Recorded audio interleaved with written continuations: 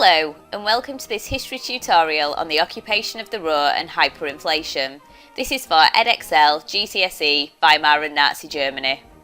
Today we will cover the reasons for and effects of the French occupation of the Ruhr, as well as hyperinflation and its consequences for various groups in German society. In 1923, Germany's biggest problem was that its government was bankrupt. The Treaty of Versailles made things worse as it took land away from Germany, like the coalfields in Silesia. It also made the government pay reparations. Germany asked for reductions, but the Allied countries needed the money to pay war debts to the USA. With no gold reserves and falling income, by 1923 Germany could no longer pay reparations.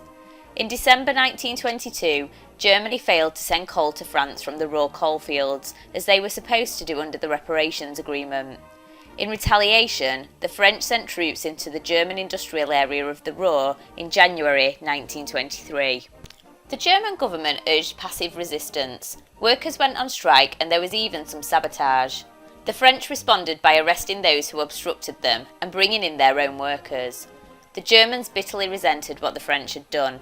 However, many Germans also resented the failure of the Weimar Republic to resist the French, even though, realistically, they had no choice.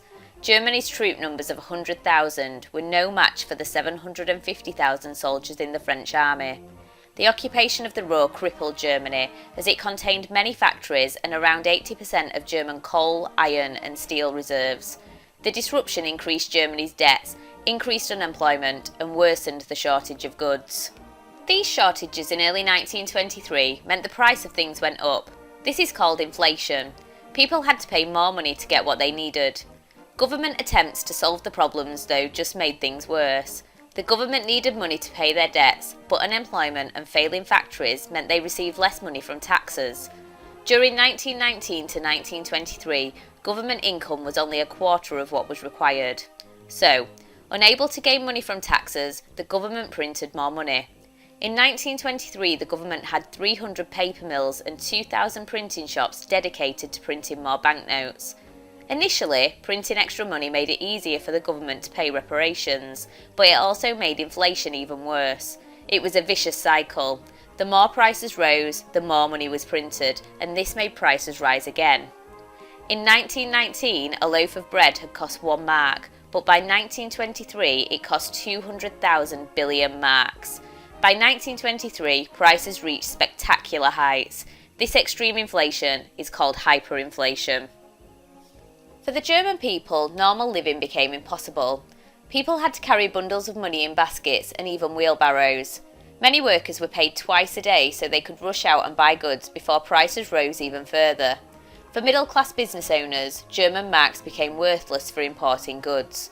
Foreign suppliers refused to accept German marks for goods, so imports dried up and shortages of food and other goods got worse for everyone. People with savings were hit hardest. For example, those with money in bank accounts, insurance policies or pensions. For the middle classes, their savings became worthless. However, not everyone suffered. There were people who benefited from hyperinflation. People who had loans found that the value of the money they owed went down. Other people hoarded goods and then sold them for a large profit as prices went up. Most people blamed the Weimar Republic for their suffering. In summary, when Germany could no longer pay reparations in December 1922, the French sent troops into the German industrial area of the Ruhr in January 1923. This increased German hatred of the French, but people also blamed the Weimar Republic for failing to resist them. The disruption increased Germany's debts, increased unemployment and worsened the shortage of goods. These shortages in early 1923 meant that the price of things went up. Unable to gain money from taxes to pay their debts, the government printed more money. To begin with, this made it easier for the government to pay reparations, but it also made inflation even worse. To get further help, visit history.outwood.com, see your teacher in school, or check out quiz.outwood.com for those sweet revision quizzes. You can also follow the Outwood Humanities team on Twitter at @OGATHumanities. Until next time, that was a little bit of history.